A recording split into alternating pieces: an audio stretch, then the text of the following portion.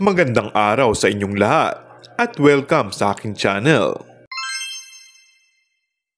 Mukhang maganda ang pasok ng 2025 sa noontime show sa sinusubaybayan.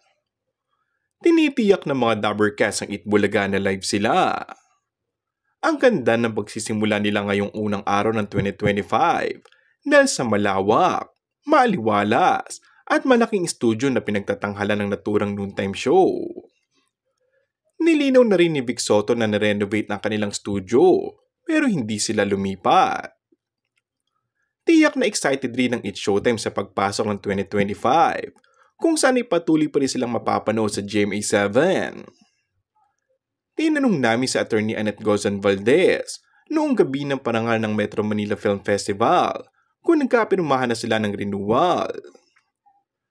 Ngayong buwan daw ng Enero 2025, ang contract signing para ma-announce na rin ang pananatili ng It's Showtime sa Kapuso Network. Hindi lang niya sinagot kung ilang taon ang napagkasunduan nila. Inaasahan naman na may pagbabago na magaganap sa programa na kanina pa lang ay napansin ng mga taga-subaybay ng nasabing noontime show, ang voice-over na nakasanayan ng madlang people. Malalaman din sa mga susunod na araw kung may madadagdag na host sa noontime show na parte ng kanilang bagong kontrata. And that's all for our today's video.